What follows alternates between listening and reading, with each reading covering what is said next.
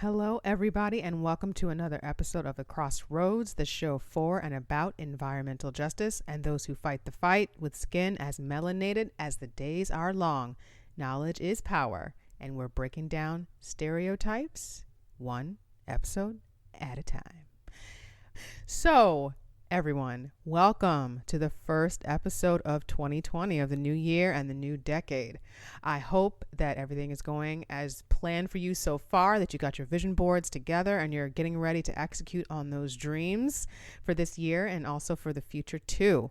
So for this episode, I sat down with Miasha Forbes, who is an activist fighting for housing rights and for the rights of those suffering from mental health issues to find adequate and suitable housing. One of the points that I made during this episode was that those who are battling their issues with mental illness find that not having adequate housing exacerbates that problem. It exacerbates those issues for them. So we really wanted to call that up too. And we're also getting into a subject that is near and dear to me, which is criminal justice reform.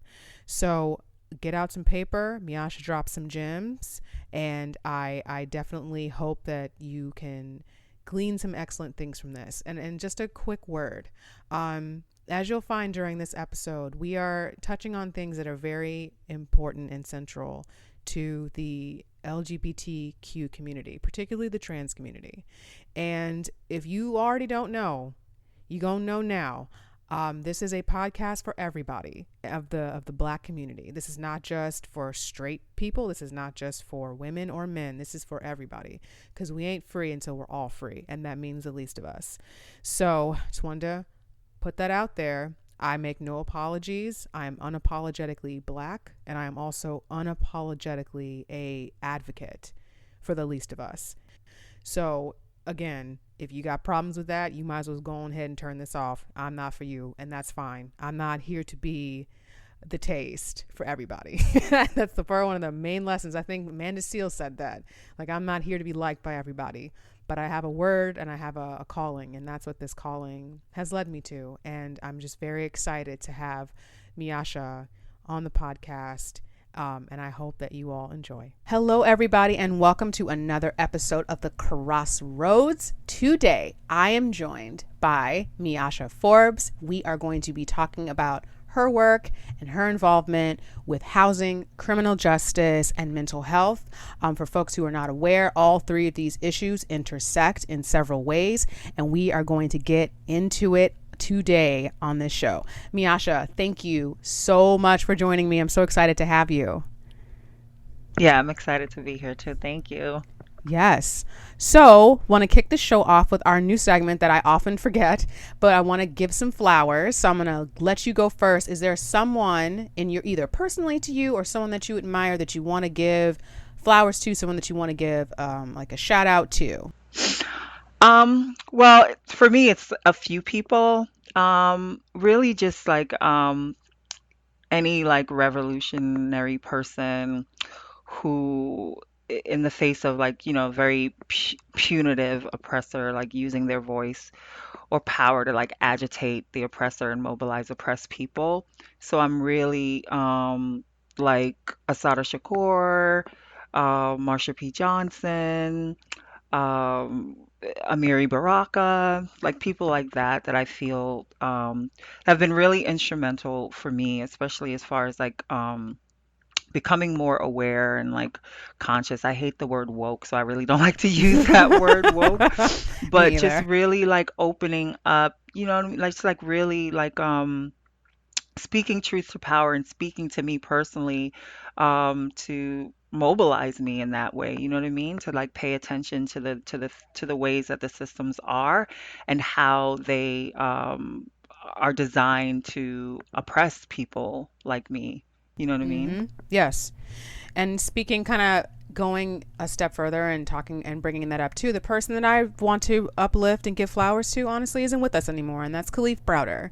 And I wanted to bring him up Yeah. because obviously I'm sure you're aware of just like the time that he had to unfortunately spend in jail, a lot of it in solitary confinement, Mhm. for a crime he did Mhm. not commit. And if we're, since we're really going to Yeah. be getting into criminal justice and housing, he was unable to pay for his bail to be let out of jail in the first place for, again, a crime that he did not commit. Right. And he is, for all intents and purposes, he's an American hero. So I'm giving my flowers to him today. So let's get Agreed. into it. Yes, sis. So, Yeah. what drew you into working on issues of housing and criminal justice reform? Well, so, as a black trans woman, growing up in New York City, also an immigrant, um, being homeless in various parts of my life, having no access to healthcare or employment, and housing at one point, you know what I mean? That it also being incarcerated myself, at one point or another. I was in a very abusive relationship, physically. And what tends to happen, I guess, is you fight back because you're tired of being assaulted, and you fight back and you find out that you are now going to jail, which was a very surreal experience for me. I'd never been to jail before. Like I said, growing up in New York, having to sleep on park benches at 17 years old, you know what I mean? There are things that I had to do to survive, you know? And a lot of it really intersected a lot with the law and runnings with the law and getting into fights and having runnings with the law. And eventually, that encounter that happened that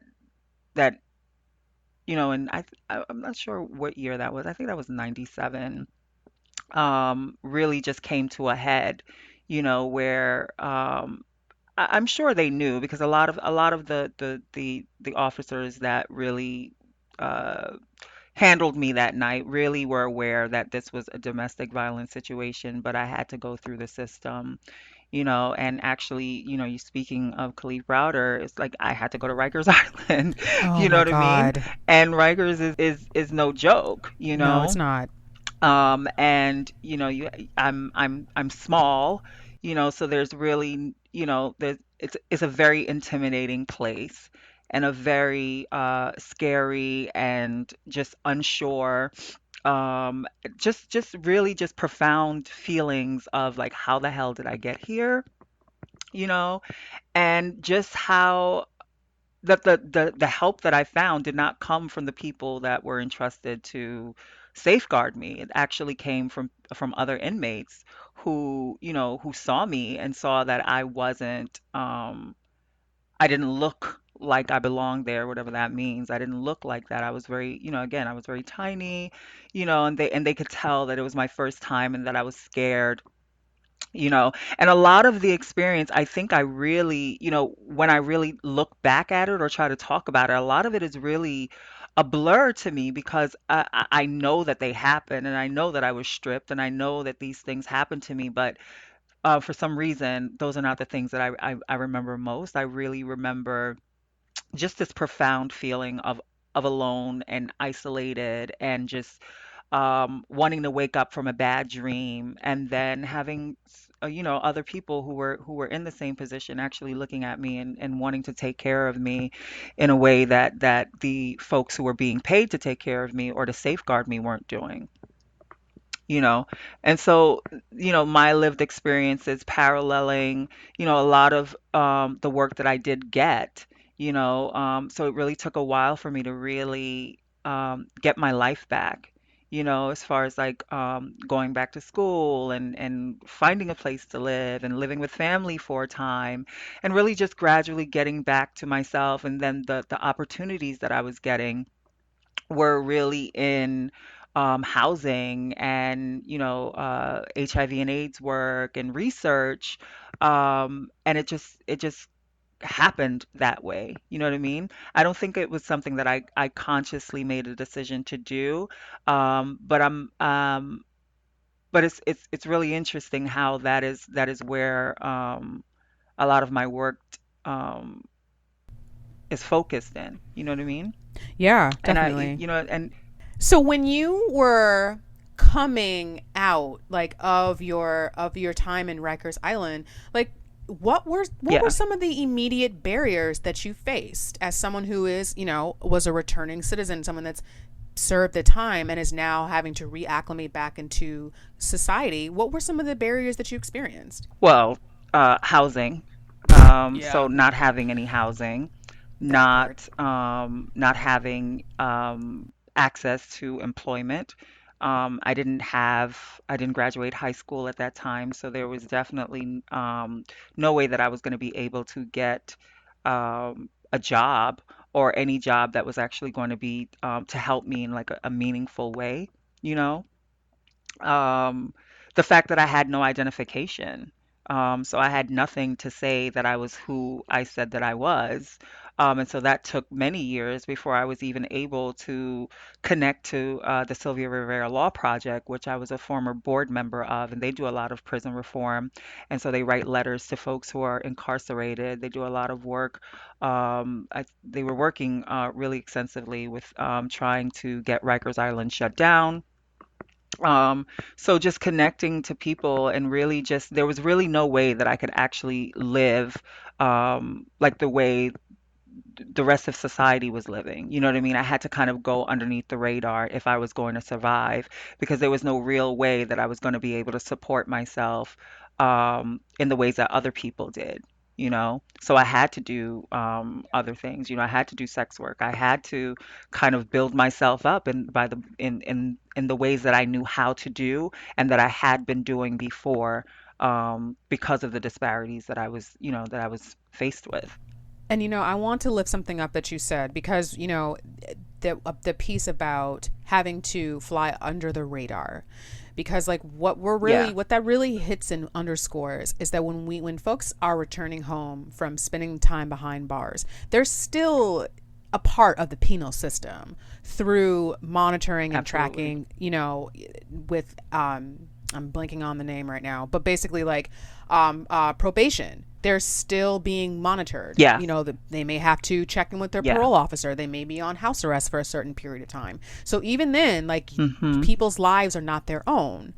And I just really wanted to just Right. uplift that and call that out. And like what you had to do was a necessity so that you could Mhm. get the basic necessities for your life. And Yeah. that is, there's like Yeah, absolutely. right.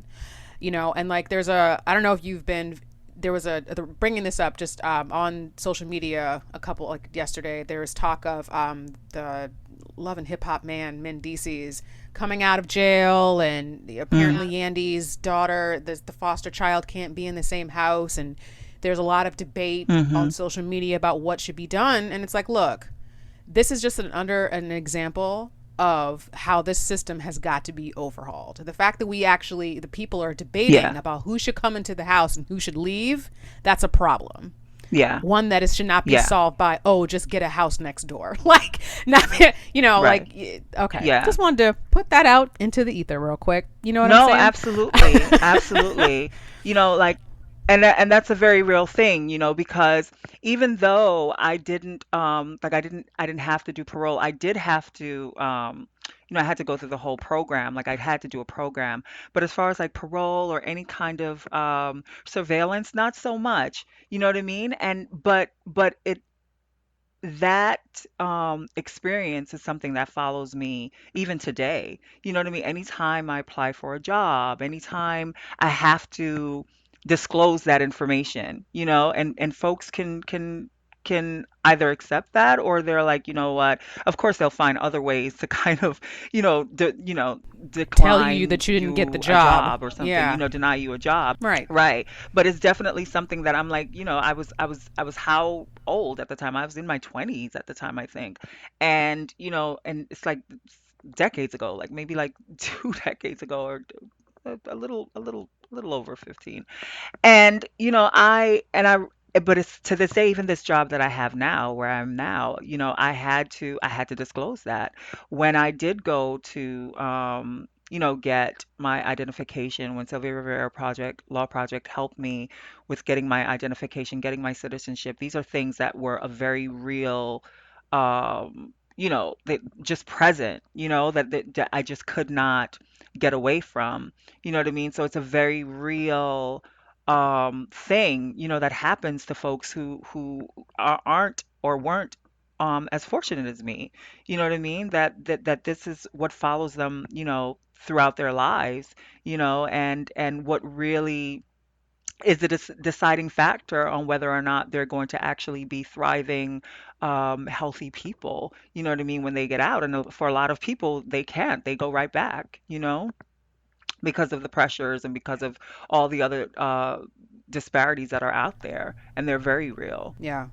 And before I wanted to, we're going to get to gentrification, everyone's favorite subject, in a sec. But, I also really want to call into attention as part of gentrification is that there's a housing crisis, housing issue Yeah, in New York City, yeah, where it seems like there's a yeah, lot of nice places that, or maybe their sizes of closets that are 15 to however much thousands of dollars a month in rent, and that people are not able yeah, to do anything beyond afford to pay that and not being able to save. We there's the yeah. data that's out that most people cannot survive a $500 emergency. So like what when you were in pursuit of housing, what has that experience been like for you? Like what has experience that you've seen through some of the work in the community that you've been doing?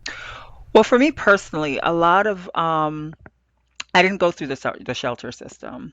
I wasn't what you would call chronically homeless. I was house hopping. So depending on who really allowed me to stay at their house, or um, if I wasn't sleeping on the park benches. So I slept on park benches more so when I was a little younger, or sleeping on the trains. But for the most part, I had folks who were um, that I was staying with for an extended period of time. And I think the last person that I stayed with was my sister, to be able to, do all the things I needed to do for myself, and it was really, I tell her this, I say, because it doesn't happen like that for everyone. A lot of people can't stay with a relative or a friend for maybe no longer than maybe a month, if that. You know what I mean? And so the shelters and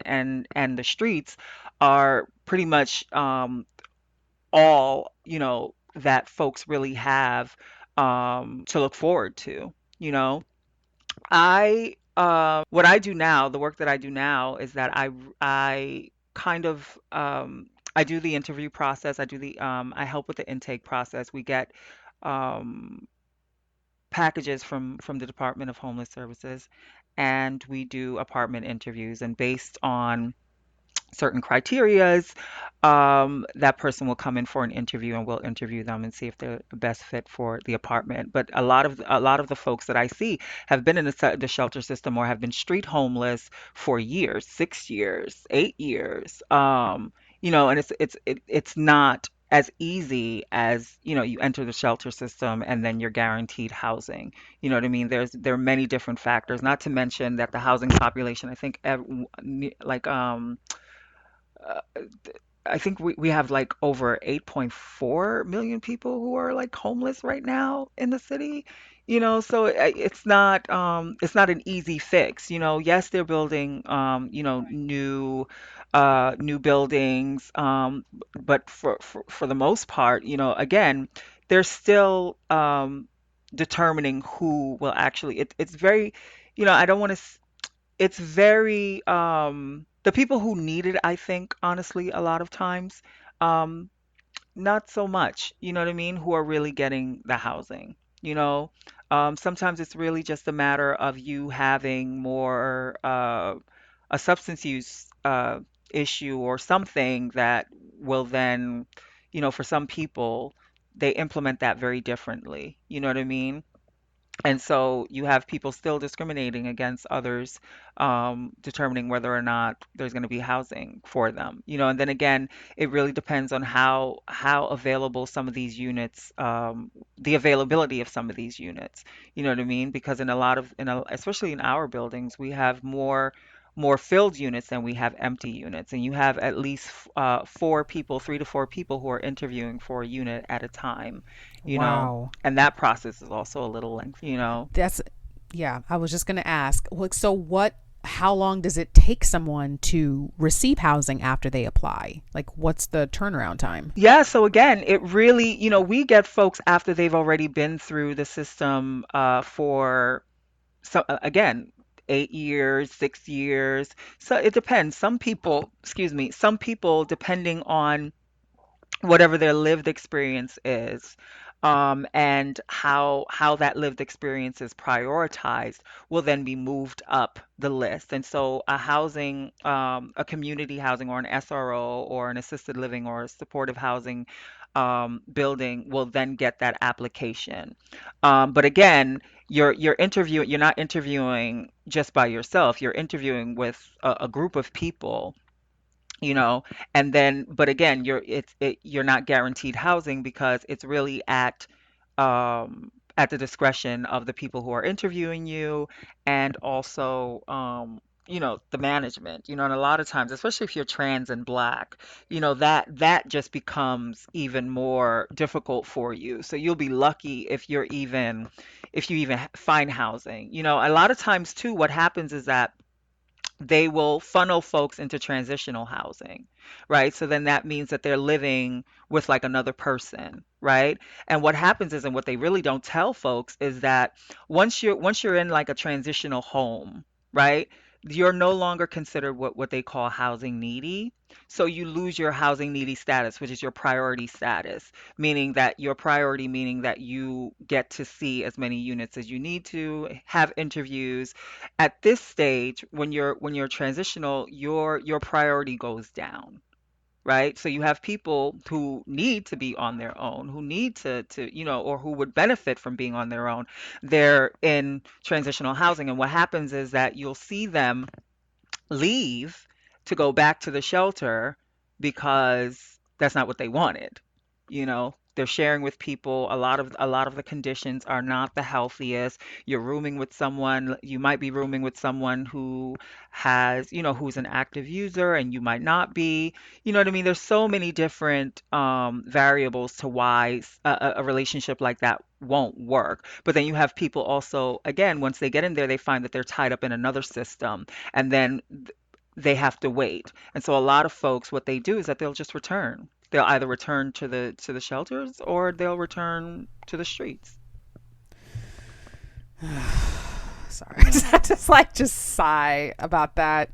So, Yeah, yeah. It's really interesting. It's really interesting. I will say though that I think the organization that I work with, I think they're very good with prioritizing folks with lived mental health experiences, lived substance use experience, um, folks with disabilities, folks who are most what you would categorize as housing needy. You know what I mean? But to be honest with you, a lot of times, and yes, the length that the duration of someone being in the shelters is also a factor. Um, but again, it not necessarily, because then again, it's really up to the person who's interviewing, because you can pretty much say anything. You know what I mean? At the end of the day, and I've seen it happen, not so much with us, but I had to throw that in there, not so much with us, because I do a lot of interviews as well. You right. know, I do a It's lot of so, interviews as well, and I no, no, keep going. I was going to keep going. I'm sorry. No, I would I'll say that wait. I love it. I love it, but I also don't like it, because while I am providing housing to one person, then there's 2 other people who, you know, aren't. But the good thing is that once you have your application in, you are going on interviews. However, again, it really depends on the person that you're interviewing with, whether or not you actually will secure an apartment. Oh man. So it to sum up, it sounds like even if you are someone that is classified as housing needy, that there are still barriers to Yeah, securing a absolutely. permanent housing, a permanent Yeah, place to live. yeah, yeah. And Yeah, not yeah. just that. I mean, you have to remember that for a lot of folks that, they haven't lived on their own in a really long time. So not only are you facing like those disparities, but you're also facing, um, the fact that you have to kind of retrain yourself to actually live on your own, to have your own and to actually have and what that means and how to actually maintain that. But a lot of times you'll have um, direct service people who are actually on site or directly working with folks to ensure that they remain housed, which is a good thing, you know. That is a good thing. Something I wanted to Yeah, call up because we're still still kind of touching on the subject of mental health. That in some of the research that I've done, mental folks who are battling or have challenges with mental illness. One of the main places that makes them causes potential insecurity for them is with housing because they are placed yeah, in temporary housing, just as you mentioned, and that yes, causes or can yes, exacerbate their existing mental health issues.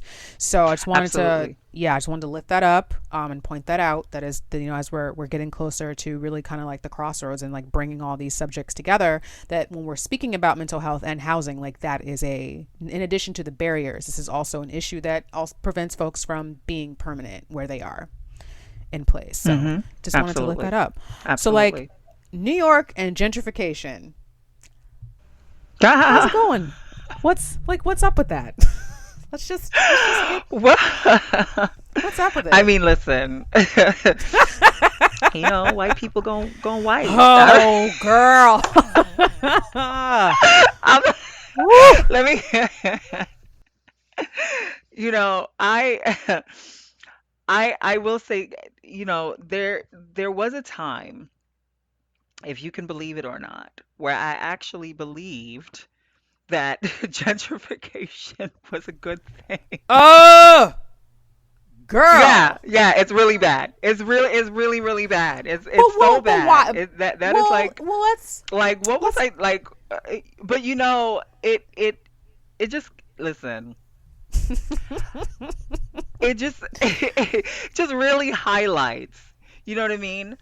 Mhm. How just how pervasive these ideas about our communities and about safety and blackness are internalized Yeah. in such a way Yes. that we see our oppression and the co-opting of our culture, our neighborhoods, to see our people being pushed out forcibly by either being incarcerated out, um, either through the housing court system, or just forcing people out because the conditions have become so bad in the apartments because the landlords do not want to do anything to the apartments. You know what I mean? That we then internalize that as a good thing, you know, and it really, thank God I'm no longer there,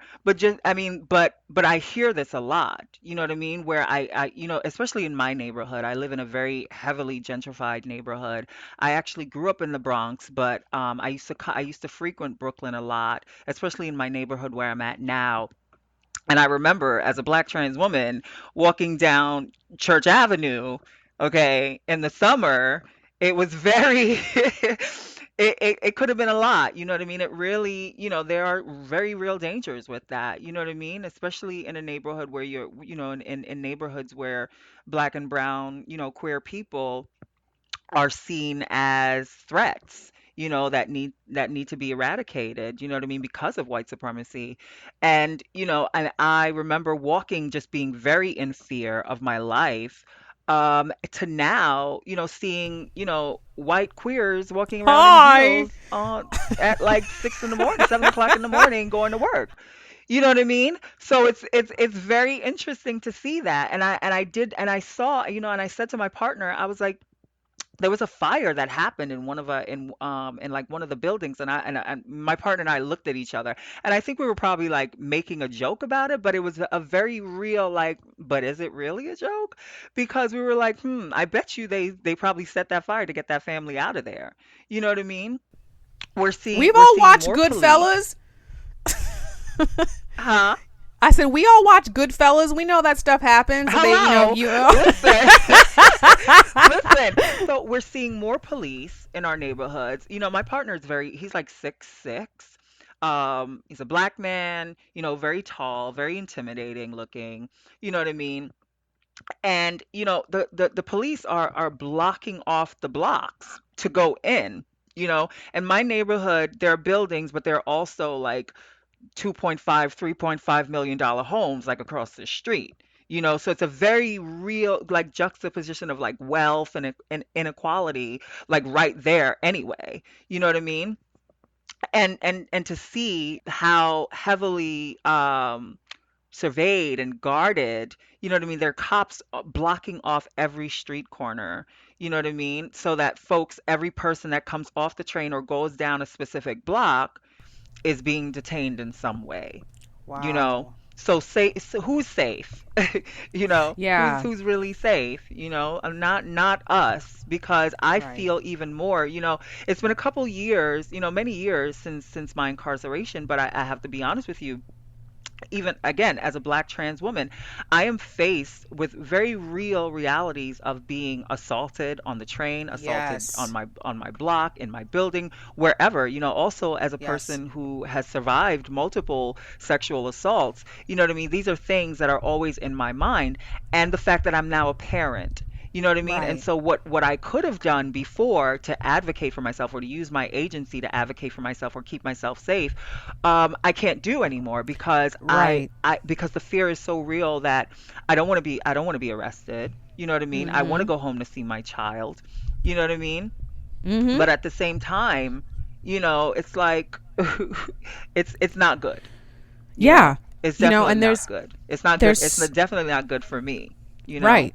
Yeah. And there's so much that you said and so many things I want to call up. And the first of those is just, there's a book called Locking Up Our Own. Mm, I keep forgetting the man's name who wrote it, but he really gets into the black political system, the black political agency in Washington D.C. hmm that ushered in the age of mass incarceration. So when you talk about the concept of wanting to feel safe, this is not something that is exclusive to you and your experience. This is a larger Absolutely.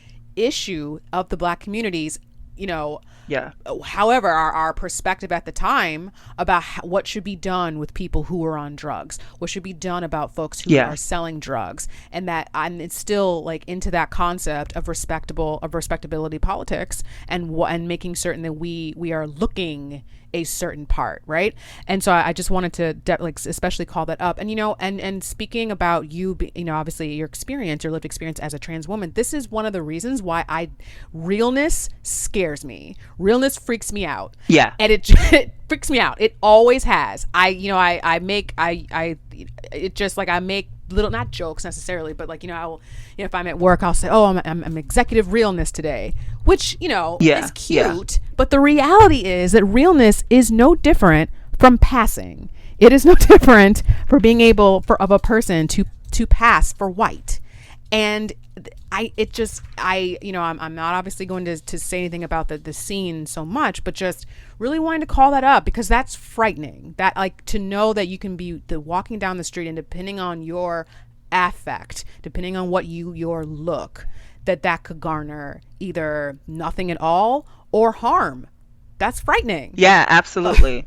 Absolutely. It's a very real thing. You know what I mean? I think what a lot of people don't realize is that realness is really about safety. You know what I mean? And there's something Mm. about it, I think, in the way that ballroom does it that is very it, like you said, it is very scary because when I consider realness, so well, for myself, I don't necessarily consider myself um passable, right? Because Oh, girl, I you don't real as really rain. but when I do, or if I am trying to, it's really because I want to come home.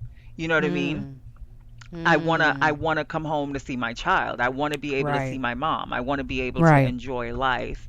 Not necessarily, and I think a lot of times, the ways that realness has been, I think, sensationalized or amplified is that it's used as deception. You know what I mean? It's deception Oh, to girl, get you better something. come Well, on. You I'm better real come so that I can, on. yeah, like I'm real so that I can get something. So I can, Whew. and in very real ways, that's not a bad thing. But I think when we stay there and we don't necessarily talk about what those real things mean, you know what I mean? Um, Not just to ourselves, but to our whole community. You know what I mean? That it's more than that. And the reason why we want to do this is because there's a very real threat, right? There's a very real threat on our gender, and there's a very real threat to against our race. You know what I mean? And I think I would like to see it highlighted more so within ballroom in that way than the ways in which we've used it to kind of like legitimize someone's transness or their manhood or womanness. You know what I mean? That it's been brought to base this base Eurocentric ideas about beauty and acceptance and access. You know what I mean? Because I never, a lot of folks is like, oh, well, I always hate this idea of like, oh, a seat at the table. Access is not privilege. You know what I mean? Just because you have access to go somewhere or access to sit somewhere, that's not equity. You know what I mean? As far as privilege, you don't have the same privilege that other people at that table have. You know what I mean? So we really have to be very conscious and very intentional about the messaging that we're trying to convey and what that actually means to us, especially now that ballroom has become so mainstream in the ways that it has. You know what I mean? I think in some ways it's great and in some ways I'm kind of over it, but I want us to not forget that this was a radical movement. You know what I mean? That it was first a racial movement, then it was a queer movement, you know? Mm-hmm.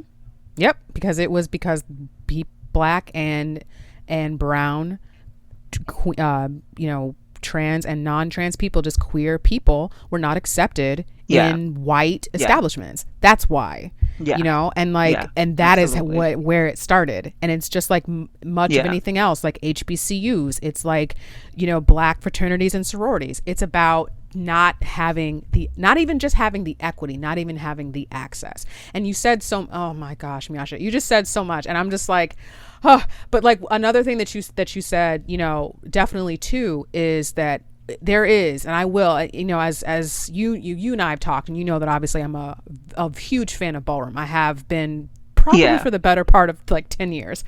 And yeah. I've I really have. Like I told you, I said I would do this off air, so I'm keeping to my word, and I'm not gonna gush all over you. Okay. But I promised, and I'm a woman of my word. But just so you know, all my friends know this is happening, and they're all really excited. So anyway, but no, Oh, yay. they are like because I will not shut up about Yay. it. But like in my experience as just an outsider, as like a cis Yeah. woman, and seeing the beauty part, what I love about it, and what I love about you and many other women that I have admired all these years, is getting to watch you all become, if that makes sense. Like watching Yeah. you, watching the just like the awakening, like the becoming, and standing into your Yeah. womanness. To me, I would liken it to, any transition women have in life of quinceañeras, sweet 16s. Is the same thing to Hmm. me, where it's a Hmm. rite of passage into womanhood.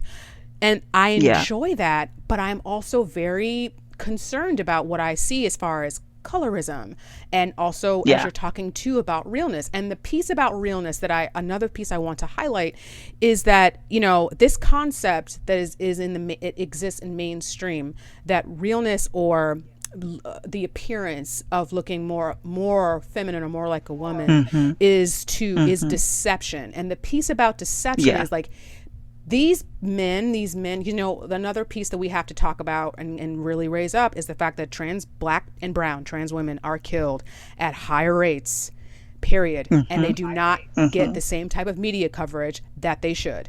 Um, Absolutely. so, Yeah. but there's also this concept that, oh well, they must be tricking these men, that these men just Mhm. must not Mhm. know that they're trans, and that's how these things are Yeah. happening. And that is bullshit. That is not the truth. Most of Yeah. these men are very Yeah. aware of what they're doing, and they are using that as an excuse to mask their own self-hatred. And I'm Yeah. calling it out. My all right.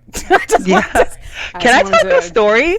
I yes. I'm going to tell you a story about that. Okay. So, do we have time for a story? Yes, girl. Are you kidding? So, I was in so this happened in two places. So I was in Philadelphia and I was in a store and I was doing something in the store. And a group of guys a group of guys came up to me and was trying to talk to me, and I felt, I felt like garbage. I was looking like, I was just looking a hot mess. I had a bucket hat on and a scarf and sweatpants and like a Mm-hmm. t-shirt. I was not looking very like, oh, come talk to me ready, you know what I mean? Mm-hmm. So I ignored them and I go outside and those same group of guys are waiting for me in a Oh my car. god. Oh god. So I'm like, okay, this is like really creepy. So I'm walking out of the parking lot. I'm looking for my ride. My ride was supposed to be in the parking lot, but they had moved for whatever reason. And I seen the guys and they're pulling up very slowly as I'm walking and he's like, "Hey, talking, cat calling, doing all those things."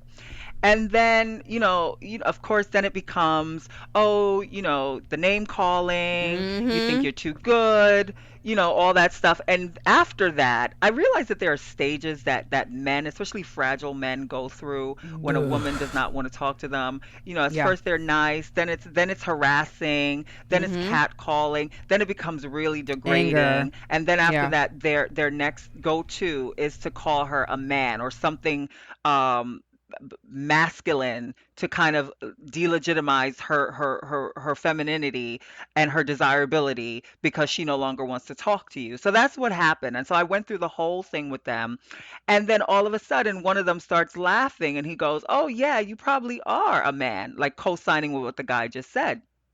So I just like whatever. And he was like, "Oh, so then now they're now confirming it amongst themselves that, oh, okay, this is Mm-hmm. a trans person, but of course to them, Right. I'm just a man, which Right. I was never a man. I will never be a man. I was born a baby, not a Hey, man. come But, on. just for clarity, this is what they were saying to me. You know what I mean? Right. And Mm-hmm. so and it just got really, really worse. So I had a bag and I said, "Listen, you guys are getting too close to me." The car was really on my back. I'm still looking for my car. I'm walking around in circles. They're following me around in circles. Then they're joined by another car. And so it's really like a scene out Oh of a my movie at this point. So god. I flick my bag and I'm like, just please just leave me alone. So then the guy goes, "You touched my car, you fucking man. You made me look at you, you fucking man. You're a fucking man. Oh I should my shoot you right now. god. You made me look at you." You made I said, me look "Wow, at you. I Oh didn't my even god. say anything to you. I haven't even said a single word to you, but you've kind of had this entire conversation with me about me, to me, without really including me at all in the dialogue, and now you're going to react to something that, I mean, really wasn't even unnecessary." But what I realized is that a lot of guys, and this is from talking to guys and overhearing guys who did not know that I was trans saying things like, "Oh, all I have to do is just tell a judge that, she tricked me and Jesus. I shot her." And these are very real things that guys say, and these are very real things. This is how they plan to do these things to trans folks. You know what I mean? And it's really sick and it's really sad because too many of us are losing our lives over Yes. fragile masculinity, Yeah. Yeah. and it's really sad. It's really, It really yeah. sad. And you know it's and then you're stuck, right? Because a lot of Mhm. times, the men that perpetrate these crimes are black and brown, Yes. and then you have to rely on a system, a very punitive and racist system, to then save you. You know what I mean? And it's No. really, really just bullshit. You know, Yeah. it's You really, know, really bullshit yeah. because we're all at the end of the day fighting the same evil, which is white supremacy. Yes. And I think this is like this is the we've come to the crossroads where it's, where this is the point in the show where I like to bring all of these issues together, and we've been talking extensively about criminal justice reform and criminal justice period, and the disparities of that system, and that is not just based solely, unfortunately, on race. It is also based on sex, and it is because we didn't even really talk about, where trans folks are housed when they go to these institutions. Like, we didn't Yeah. quite get Yeah. there, but we know that that's not always necessarily based upon anyone's gender identity. So Right. gotta, Well, the thing is and that they did, so so what happened is that so HUD actually that they had passed a law that would have been that allowed for trans people to be housed in the how they identified. What oh, happened good. is that now they've actually like taken that back. They've kind of like said, no, no, no, we're not going to do that anymore. Okay, so now, someone can decide that, you're not who you say you are and place you where they feel that you fit. And a lot of times it's definitely you have trans folks who, again, if they pass, and they're able to pass, then of course, they go with the gender that they identify. But for a lot of trans folks who are for whatever reason do not feel that hormone therapy or any kind of medical transition is necessary for their transition, they will feel, the effects of that, in very real and harsh ways, and most times also include sexual assault. We've also talked extensively about homelessness, and something that I want to raise up for folks, and I'll include this in the resources like I do for every episode. But if folks are should be aware of this, of an organization called Job Opportunities Task Force. They are based in Maryland, Mm, specifically in Baltimore, and last year they released a report entitled "The Criminalization of Poverty," and some of the things that mm, they touch on in this report pertain to homelessness, specifically that there are specific laws that, by virtue of not having a house, get broken by folks who are experiencing homelessness, including urinating in public, or defecating in public, or public intoxication. And these things are punitive. So if a person is sleeping on a bench, and we didn't even get into that, a lot of cities, and LA is one of these places, that puts barriers in front of windows or puts barriers on benches, preventing folks from being able to sleep, hmm. as a means to, I guess, beautify the neighborhood, or prevent folks from Yeah. doing what they would need to do. That these, if a person is picked up, they will go to jail. They do not have any money for bail, obviously, so they have to stay, until they are sentenced, and the list goes on and on. So, again, just really deep into the crossroads, and just really wanted to call that up and raise that. But one thing I wanted to get back to, with gentrification, like, how has, like, in your experience, from the places that you stayed, from the places that you lived, how fast did it happen, girl? Because it seemed like it was pretty Oh, fast. oh, you're saying in Brooklyn, gentrified the neighborhood? Yeah. Like, when did you notice Um, it? So I will say it does happen very fast, and a lot of times it happens covertly at first. You know what I mean? And it takes um I guess it really takes a discerning eye to really realize what's happening, you know? But I mean, I remember I've lived in my neighborhood now for 4 years. And within that time, and I remember the broker that I worked with who said to me, she's like, "Oh, it doesn't matter where you live." She said because every place is pretty much going to be the good part, because in a few years, and she was right because the neighborhood is constantly changing. That you're seeing more people. I mean, the tensions are really high. So you're seeing people arrested, you're seeing people die. I mean, almost, I think we've seen, I think maybe two or three vigils on our block, um, from with just the summer alone. You know what I mean? So it's happening very fast, and it's happening, um, by pretty much any means necessary, really. You know what I mean?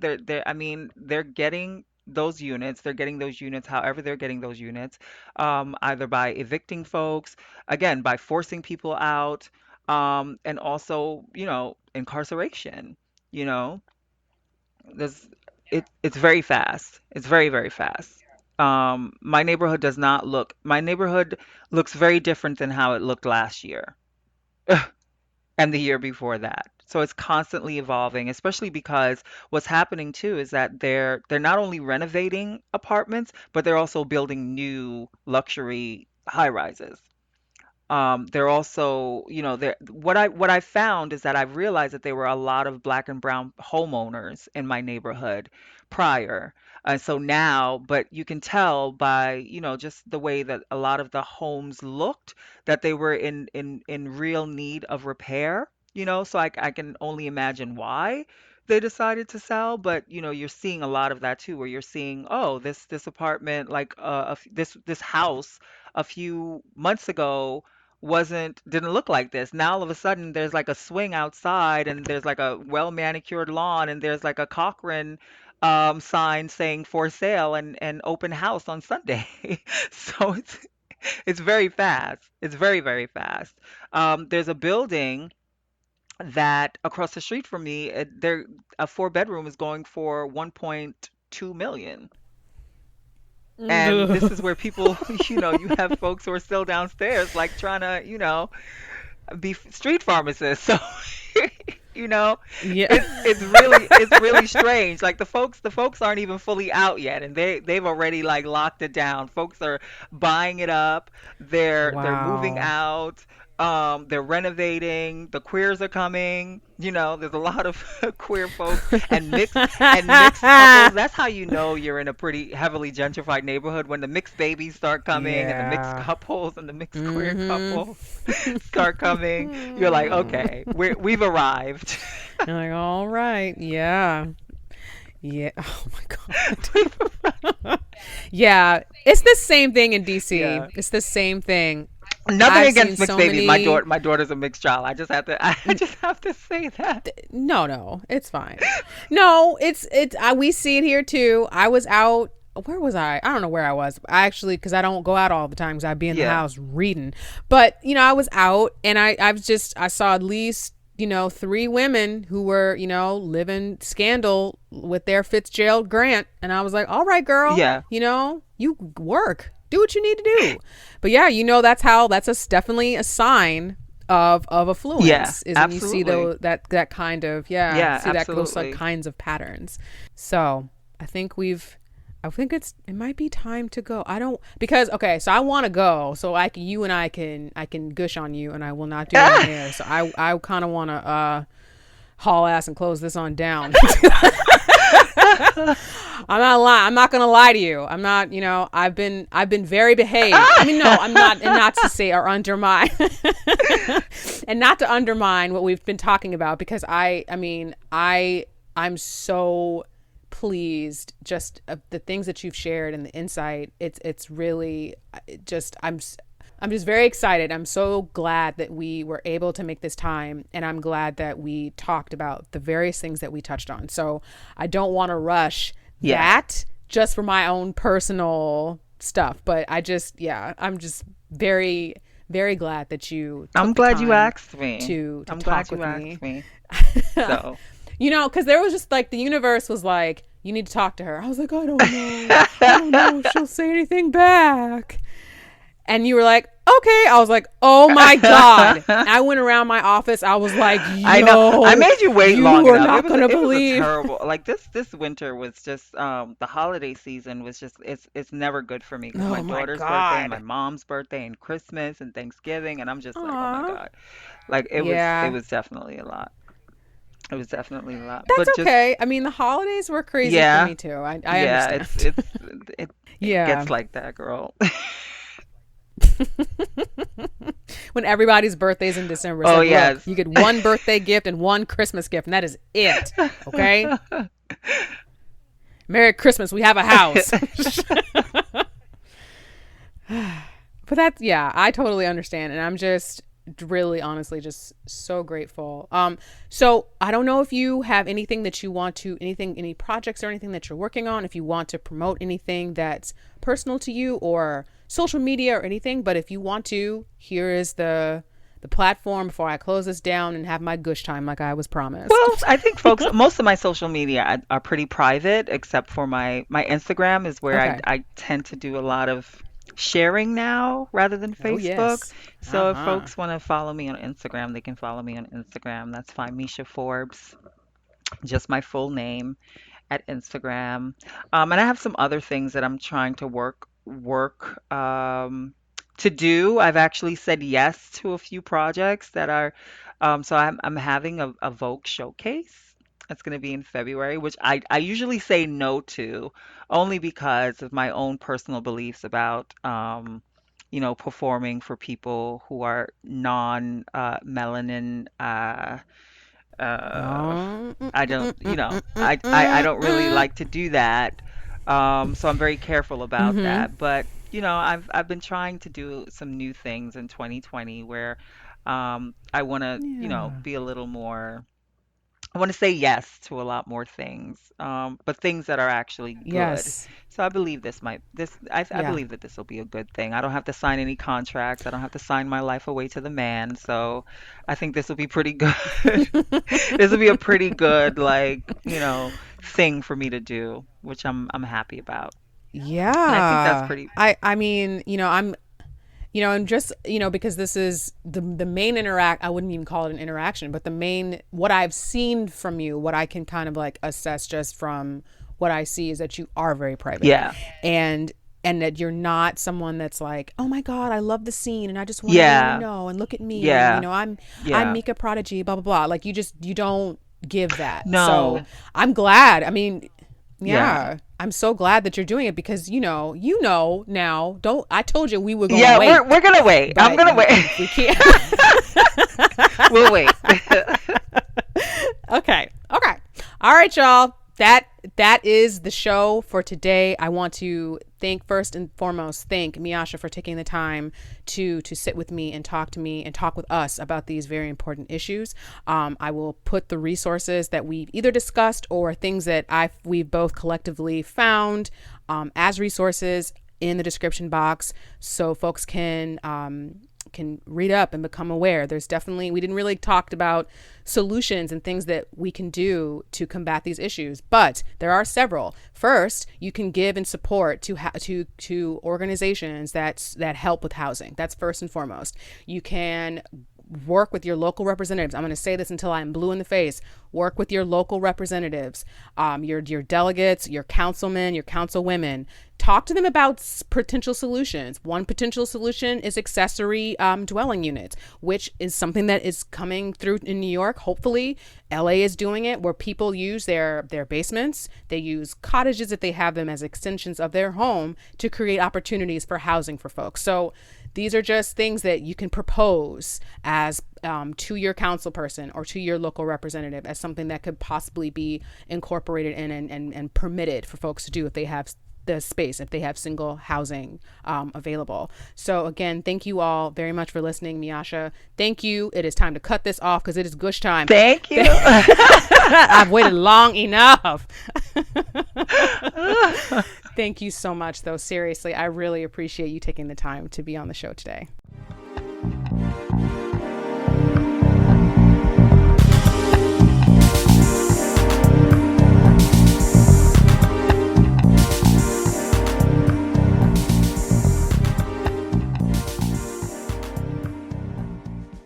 That concludes another episode of The Crossroads. Thank you, everyone, for listening, and I hope you learned something new. So quick shout out first. Shout out to And She Creates, who is very instrumental in helping to promote my podcast. She doesn't just work with me; she's working with several other podcasters on Instagram, on YouTube, and she's very, very supportive. So if you are a creative and you're working on your blog or you're working on your YouTube channel, I encourage you to follow her and work with her, and she will definitely help you to gain some followers and get some promotion to get your work out there. So shout out to her. She's a very, very valuable resource. And for those of you who are interested in learning more about what you can do to help combat some of these issues that we discussed on the podcast, I'm going to have some organizations that I found that I thought were just fairly broad in terms of the kind of support and work that they do. But I definitely encourage you to go to the National Alliance for Mental Health. They have tons of resources, tons of organizations around the country that you can either find for yourself, find for someone in your life who may be suffering from mental illness, or maybe is having issues with housing. Whatever the issue is, there's organizations out here that can be of help to you. If you are in New York, Community Access is actually a really great organization. They've been around for close to 50 years, and they pride themselves on helping those in the New York area find housing while they're also trying to keep and maintain the balance of their lives as they're dealing with their individual and personal work dealing with mental illness. So definitely wanted to lift them up as well. And also, don't forget to subscribe to my blog. If you go to allroadscross, all one word, .com/blog, you can find my blog there. If you subscribe, then you will get an email every time I post. You don't have to worry about going to my website to try to find the blog. It'll be sent straight to you. And don't we just love that? So, if you want to follow me on social media, please do. I'm on Instagram, Twitter, and Facebook. Instagram is just Crossroads Podcast, all one word. Gets a little funky with Twitter and Facebook, but that's Crossroads Pod C, like the letter C, 1. And that's where I'm at. It's my handle on Twitter and on Facebook. I know it's real weird. It's fine. But yes, guys, thank you all so much again for joining me. And yes, I did cut the show off early because I needed to gush with Miasha and talk to her about some of the amazing things that she does outside of her activism. That's actually how I got to know her in the first place. So yes, I did say, okay, it's time to cut this off so that we can talk. And I make no apologies about that either. Alrighty. Well, I will see you all in the next episode. I don't know what it is, so it'll be an equal surprise.